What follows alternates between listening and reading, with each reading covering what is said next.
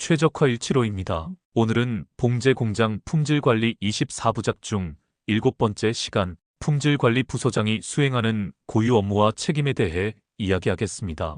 이 영상을 끝까지 보시면 세 가지를 확인하실 수 있습니다. 첫째, 봉제 공장에 적합한 품질 관리 시스템을 직접 설계할 수 있습니다. 둘째, 현장의 불량을 데이터로 분석하여 재발 방지 체계를 구축할 수 있습니다. 셋째, 바이어와의 미팅에서 수치로 설득할 수 있는 품질 보고 체계를 마련할 수 있습니다. 오늘의 순서는 다음과 같습니다. 1. 품질관리 부서장의 역할과 정의. 2. 품질관리 시스템 구축과 운영. 3. 품질 문제의 해결과 예방. 4. 품질 교육과 훈련. 5. 고객과의 소통 및 성과 평가. 6. Q&A 5가지. 7. 결론. 1. 품질관리 부서장의 역할과 정의. 봉제 공장에서 품질관리 부서장은 매우 중요한 관리자입니다. 공장의 품질을 대표하는 핵심 책임자이며 제품의 신뢰성과 고객 만족도를 결정짓는 사람입니다. 품질관리 부서장은 다음 4가지 핵심 역할을 수행합니다. 첫째, 품질관리 시스템의 설계자입니다. 공장의 특성과 생산 규모에 맞는 품질관리 체계를 구축하고 품질 기준을 표준화합니다. 모든 작업자가 동일한 기준과 절차로 움직이도록 체계를 정립합니다. 둘째, 문제 해결의 분석가입니다. 품질 문제가 발생했을 때 그 원인을 데이터로 분석하고 근본 원인을 찾아 시정, 예방 조치를 실시합니다. 이를 위해 피시본 다이어그램, 화이브 Y, 통계적 관리 기법 등 과학적인 분석 방법을 활용합니다. 셋째, 현장 교육의 코치입니다. 검사원과 작업자들이 동일 기준으로 판정할 수 있도록 교육하고 훈련을 통해 전 직원이 품질에 대한 인식을 공유하도록 합니다. 넷째, 고객과의 커뮤니케이터입니다. 품질 성과를 수치로 표현하고 개선 결과를 정기적으로 보고하며 주문자의 요구사항을 공장 내부 기준으로 변환하여 신뢰를 구축합니다. 이 4가지 역할이 조화를 이루어야 공장의 품질관리 시스템이 실제로 작동하게 됩니다. 2. 품질관리 시스템 구축과 운영. 품질관리 시스템은 봉제 공장의 품질 수준을 유지하고 향상시키기 위한 공식적인 틀입니다. 품질관리 부서장은 QMS의 설계자이자 운영자입니다. 첫째, 프로세스 접근법을 적용합니다. 입고 검사, 재단, 봉제, 특종, 아이롱, 최종 검사까지 모든 단계의 흐름을 분석하고 각 단계별 품질 리스크를 도표로 관리합니다. 둘째, 문서화 체계를 정립합니다. 품질 방침, 절차서, 작업 지침서, 검사 기록서까지 계층적으로 관리하고 각 부서의 책임과 권한을 명확히 구분합니다. 셋째, 변경 관리 절차를 운영합니다. 원단이나 부자재, 봉제 조건이 변경될 경우 사전 승인과 샘플 인증 과정을 거쳐 예상치 못한 품질 이슈를 차단합니다. 넷째, 품질성과 측정 및 분석 체계를 운영합니다. 대표 지표로는 DHO, FPY, AQL 리젝트율, 품질 저하 비용이 있습니다. 이 지표를 주기적으로 검토하여 품질 경향을 파악하고 개선안을 도출합니다. 마지막으로 리스크 기반 사고를 적용합니다. 지퍼, 단추, 와펜 등 특종 공정에서 발생 가능한 불량을 사전에 예측하고 공정 실패 모두 영향 분석을 통해 고위험 요소를 선제적으로 통제합니다. 3. 품질 문제의 해결과 예방.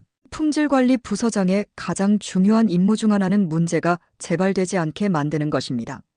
문제의 해결은 일시적인 수습으로 끝나서는 안 됩니다. 한 번의 수정으로 끝나는 개선은 처방일 뿐 근본적인 치유는 아닙니다. 따라서 진정한 품질 관리란 동일한 문제가 다시 발생하지 않도록 시스템적 예방 구조를 만드는 데 초점을 두어야 합니다. 품질 문제 해결의 시작은 데이터 수집과 불량 분석입니다. 감이나 경험이 아닌 정확한 수치와 기록이 있어야 원인을 찾아낼 수 있습니다. 먼저 생산 현장에서 발생한 모든 불량 데이터를 실시간으로 수집합니다. 이 데이터는 인라인 검사표, 엔드라인 리포트, 최종 검사 기록서 등 각 단계의 품질 결과를 통합하여 관리해야 합니다. 불량 유형은 세분화할수록 좋습니다. 일부의 봉제 공장은 불량을 단순히 봉제 불량으로만 분류하지만 정확히는 재단 결함, 봉제 결함, 특종 결함, 아이롱 결함, 치수 불량, 외관 오염 등으로 나누어야 합니다. 예를 들어 봉제 불량 안에서도 스킵 스티치, 실 장력 불량, 퍼커링, 오프 스티치 등으로 세분화하면 현장의 어느 지점에서 어떤 유형이 집중되는지 패턴 분석이 가능해집니다. 이렇게 분류된 데이터는 매일 수치로 환산되어야 합니다. THU는 100개 제품 중 몇 개의 불량이 발생했는가를 의미합니다. 이 수치를 라인별, 스타일별, 작업자별로 비교하면 어느 공정이 병목이며 어디에 품질 리스크가 집중되는지 한눈에 보입니다. 또한 주요 불량 5가지, 즉 탑5 디펙트를 선정하여 라인 게시판에 시각화합니다. 이 과정을 통해 모든 작업자와 관리자들이 현재 공장이 어떤 품질 문제에 직면해 있는지를 직관적으로 인식할 수 있습니다. 그 다음 단계는 근본 원인 분석입니다. 겉으로 드러난 불량만 수정해서는 절대 재발을 막을 수 없습니다. 예를 들어 아이론 공정에서 광택이 자주 발생한다고 가정해 봅니다. 이때 단순히 다시 달이라는 지시로는 문제 해결이 되지 않습니다. 프레스 온도, 시간, 압력, 원단의 수분 함량, 보관 상태 등 복합적인 요인을 체계적으로 분석해야 합니다. 이 과정에서 사용되는 대표적인 기법이 5Y 분석과 피시본 다이어그램입니다. 5Y는 단순합니다. 왜 이런 불량이 발생했는가? 를 5번 반복하여 질문하는 것입니다. 예를 들어 설명하겠습니다. 불량 봉제 퍼커링 발생. 1. 왜 퍼커링이 발생했는가? 실장력이 일정하지 않았다. 2. 왜 실장력이 일정하지 않았는가? 바늘실과 밑실의 장력 밸런스가 깨졌다. 3. 왜 밸런스가 깨졌는가? 작업자별 세팅 기준이 달랐다. 4. 왜 기준이 달랐는가? 표준 세팅 기준이 문서화되지 않았다. 5. 왜 문서화되지 않았는가? 장비 세팅 관리 절차가 부서별로 통일되지 않았다. 이처럼 5번의 왜를 통해 단순히 장력 문제로 보였던 현상이 사실은 관리 절차의 부재에서 비롯된 것임을 확인할 수 있습니다. 이것이 근본 원인 분석의 핵심입니다. 이 분석은 6M 관점으로 확장하면 더욱 정밀해집니다. 6M은 사람, 설비, 자재, 방법, 측정, 환경입니다. 즉 사람의 실수인지, 설비의 노후화인지, 원단 품질의 편차인지, 방법의 부적절함인지, 측정 도구의 오차인지, 혹은 작업 환경의 온습도 문제인지 모든 가능성을 동시에 검토합니다. 근본 원인을 확인했다면 이제 시정조치와 예방조치를 실행해야 합니다. 시정조치란 현재 발생한 문제를 해결하기 위한 직접적인 조치입니다. 예를 들어 스티치 스킵이 발생했다면 즉시 바늘 교체, 장력 조정, 장비 클리닝 등을 실행하는 것입니다. 2단계는 즉각적인 복구를 목표로 합니다. 반면 예방조치는 미래의 재발을 차단하기 위한 구조적 개선입니다. 앞선 사례에서 장력 불량의 원인이 작업자별 세팅 기준에 불일치였다면 이제는 표준 세팅 매뉴얼을 만들어 전 라인에 동일 기준으로 적용해야 합니다. 또한 작업자 교육을 통해 동일 조건에서 동일 품질을 구현하도록 합니다. 이것이 바로 문제가 다시는 발생하지 않도록 만드는 시스템 개선입니다. 시정조치와 예방조치가 모두 완료되면 반드시 효과 검증이 뒤따라야 합니다.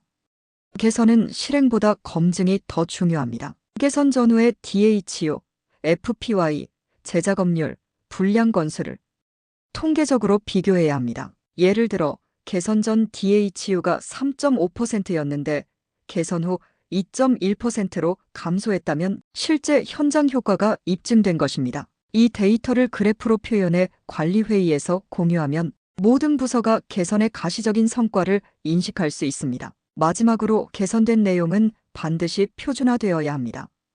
개선 후 변경된 공정 조건, 검사 기준, 작업 방법 등을 작업 지침서에 반영하고 라인 리더와 QC에게 재교육을 실시해야 합니다. 이 절차를 통해 개선 내용이 현장 문화로 정착됩니다. 즉, 한 번의 개선이 관리의 체계로 남게 되는 것입니다. 품질관리 부서장의 진짜 역량은 문제를 빨리 해결하는 속도보다 다시는 같은 문제가 발생하지 않도록 습관과 절차를 바꾸는 능력에 있습니다.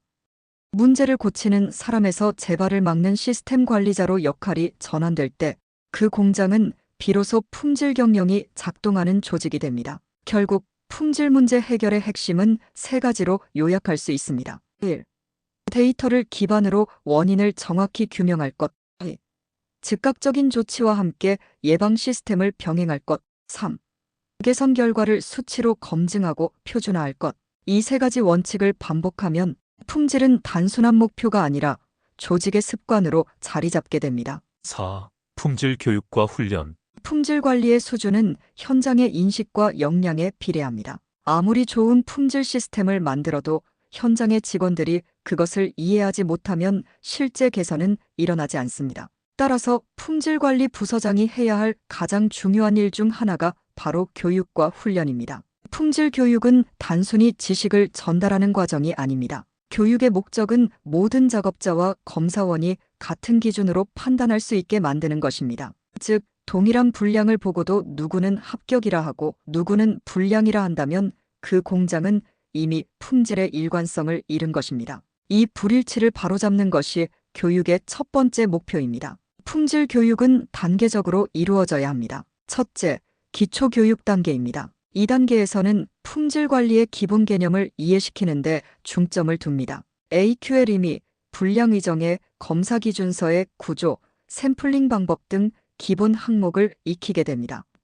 특히 초보 검사원에게는 눈으로 보는 불량보다 기준으로 판정하는 불량을 가르쳐야 합니다. 예를 들어 봉제선의 퍼커링, 오염, 바늘 자국 등 외관 불량을 육안으로 구분하되 반드시 기준 샘플과 비교하도록 훈련합니다.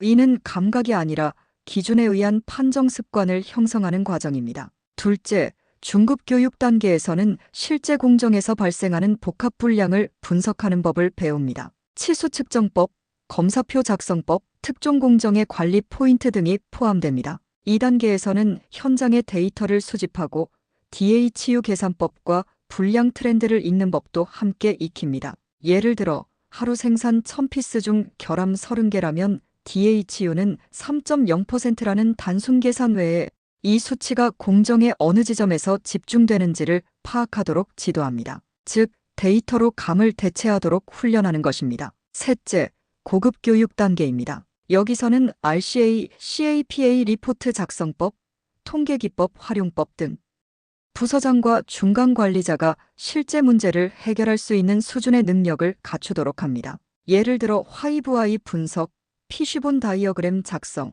8D 리포트 구성과 같이 국제 바이어가 요구하는 표준 서식에 맞춰 개선 보고서를 작성하도록 훈련합니다. 또한 CAPA의 효과 검증 시 개선 전후의 DHU, FPY, 제작업률 변화를 수치로 설명하도록 합니다. 이러한 과정은 단순 보고서 작성이 아니라 공장의 신뢰를 높이는 품질 커뮤니케이션 훈련이기도 합니다. 교육이 끝나면 반드시 평가와 피드백이 이어져야 합니다. 이론 시험만으로 끝나서는 안 됩니다. 현장에서 동일한 샘플을 여러 검사원이 동시에 판정하게 하고 그 결과의 일치율을 측정합니다. 예를 들어 10명의 검사원이 같은 제품을 판정했을 때 8명이 불량, 2명이 합격으로 본다면 판정 일치도는 80%입니다. 이 수치를 관리 지표로 삼고 90% 이상이 될 때까지 교육을 반복합니다. 이는 품질관리 부서장이 품질 교육의 성과를 정량적으로 관리한다는 의미입니다. 또한 교육은 일회성으로 끝나지 않습니다. 정기적인 재교육을 통해 기준의 변화를 반영하고 새로운 불량 사례나 바이어 클레임 사례를 학습 자료로 활용해야 합니다. 매달 품질회의에서 이번 달 주요 불량 사례 탑3를 공유하고 그 원인과 개선 방법을 전 직원이 함께 학습하는 구조를 만들면 공장은 스스로 배우는 조직으로 성장하게 됩니다. 결국 품질 교육은 단순한 지식 전달이 아니라 판정 기준의 일치, 불량 감각의 표준화, 데이터 이해력의 내재화, 이 세 가지를 목표로 해야 합니다. 이 세 요소가 완성될 때 현장은 문제를 스스로 진단하고 대응할 수 있는 역량을 갖추게 됩니다. 5. 고객 주문자와의 소통 및 성과 평가. 품질관리 부서장이 수행하는 또 하나의 핵심 책임은 고객과의 소통, 그리고 품질성과 평가입니다. 이 업무는 단순히 리포트를 작성하는 것이 아니라 바이어가 공장에 신뢰를 부여할 수 있는 체계를 만드는 일입니다. 품질 관리는 내부 관리에서 끝나지 않습니다. 결국 바이어가 최종 제품을 받아보고 만족하느냐가 모든 활동의 목적입니다. 따라서 고객의 의견을 체계적으로 수집하고 그 피드백을 내부 개선으로 연결하는 구조가 필수입니다. 첫째, 고객 피드백 수집과 분석입니다. 주문자는 샘플 승인, 중간검사, 출하검사 과정에서 다양한 의견을 제공합니다. 품질관리 부서장은 이 모든 피드백을 기록하고 유형별로 분류해야 합니다. 예를 들어 치수 오차, 봉제 불량, 포장 불량, 컬러 차이 등으로 나누어 관리합니다. 이 데이터를 통해 반복되는 불만 항목을 찾아내고 다음 시즌 오더 시 개선안을 제시할 수 있어야 합니다. 둘째, 고객 불만의 신속한 처리입니다. 불만이 접수되면 24시간 내 원인 분석과 임시 조치를 완료하고 48시간 내에 시정 및 예방 조치 계획서를 제출하는 것이 이상적입니다. 이때 중요한 것은 변명보다는 데이터 근거입니다. 생산 중 특정 라인 DHU가 3.8%로 상승한 구간에서 원단 이색이 발생했다와 같이 수치와 근거를 제시하면 신뢰를 얻을 수 있습니다. 셋째, 품질성과의 정기적 보고입니다. 월간 품질 리포트에는 다음 항목이 포함되어야 합니다. 1. 총 생산 수량 대비 불량률 변화 등. 2. 탑5 결함 항목과 개선 현황. 3. CAPA 진행률과 효과 검증 결과. 4. 바이어 클레임 발생 건수 및 처리 상태. 5. 차기 생산 계획에 반영된 개선 항목. 품질 리포트는 단순히 결과를 나열하는 문서가 아니라 공장의 신뢰 지수를 높이는 커뮤니케이션 도구입니다. 보고서의 구조는 데이터 원인 개선 효과 재발 방지의 순으로 작성해야 하며 모든 수치는 시각적으로 표현해 바이어가 한눈에 변화를 확인할 수 있도록 해야 합니다. 넷째, 품질성과 평가 및 내부 피드백입니다. 품질관리 부서장은 바이어의 평가 결과를 내부 지표와 연계시켜야 합니다. 즉, 고객 클레임 감소율, 납기 준수율, FPY 향상률 등 주요 지표를 KPI로 설정하고 부서별 라인별로 성과를 공유해야 합니다. 이를 통해 각 라인의 품질 수준을 비교할 수 있고 우수 라인에는 인센티브를 제공해 품질 경쟁 구조를 만들 수 있습니다. 마지막으로 소통의 품격이 중요합니다. 바이어와의 대화는 기술적 언어와 신뢰의 언어가 공존해야 합니다. 즉, 우리는 불량을 줄이기 위해 노력하고 있다가 아니라 불량률이 전월 대비 2.4% 개선되었으며 재발 방지 조치 6건 중 5건이 완료되었습니다.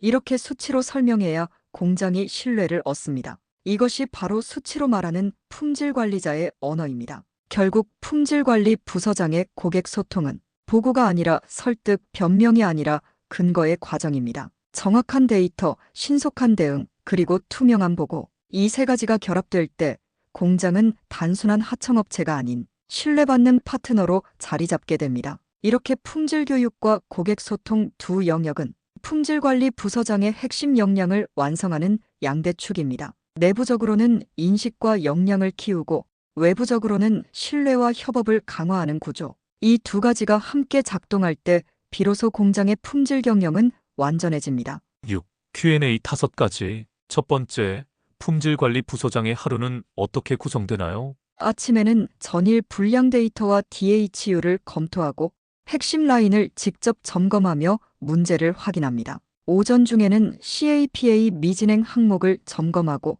오후에는 교육보고 회의를 통해 품질 개선 방향을 조율합니다. 두 번째, AQL 합격인데도 불만이 발생하는 이유는 무엇인가요? AQL은 단순한 로트 기준일 뿐 고객이 중요하게 보는 항목 치수, 외관 등의 기준은 AQL보다 훨씬 엄격할 수 있습니다. 따라서 고객별 CTQ 항목을 별도로 관리하고 이 항목은 전수검사 수준으로 통제해야 합니다. 세 번째, 동일한 불량이 반복될 때 근본적인 해결책은 무엇인가요? 단기적 수정이 아니라 표준화가 답입니다. 불량이 반복된다면 작업 조건, 자재, 장비의 변동성을 줄이는 공정 조건, 레시피 고정을 병행해야 합니다. 네 번째, 교육을 했는데 현장의 판정이 일관되지 않습니다. 교육의 목적은 지식 전달이 아니라 판정 일치입니다. 판정 일치율을 관리 지표로 설정하고 한계 샘플과 비주얼 가이드를 활용해 기준을 통일해야 합니다.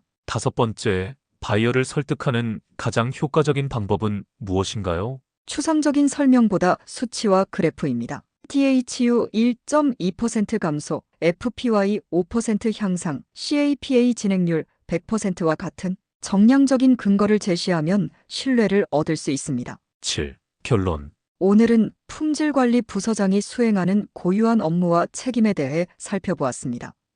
품질관리 시스템의 설계와 운영, 문제 해결과 예방, 교육과 훈련, 그리고 고객과의 소통과 성과 평가까지. 이 모든 과정은 한 사람의 관리 철학과 리더십에 의해 결정됩니다. 품질관리 부서장은 단순히 분량을 줄이는 역할이 아니라 조직의 품질 문화와 신뢰를 만드는 중심축입니다. 이 체계를 실무에서 적용하면 봉제 공장은 예측 가능한 품질 성과를 확보하고 바이어와의 장기적 신뢰관계를 구축할 수 있습니다. 다음 시간에는 24부작의 8번째, 차제 창고의 품질 관리 중요성과 절차를 준비하겠습니다. 시청해주셔서 감사합니다. 영상을 보시며 떠오르는 경험이나 주변 이야기가 있으셨다면 댓글로 남겨주시기 바랍니다. 그 소중한 경험이 다른 분 품질 관리의 깊은 지혜와 용기가 될 수 있습니다. 그리고 이 영상이 유익하셨다면 구독과 알림 설정 바랍니다. 후속 영상도 바로 받아보실 수 있으며 영상을 만드는데 큰 힘이 됩니다. 감사합니다.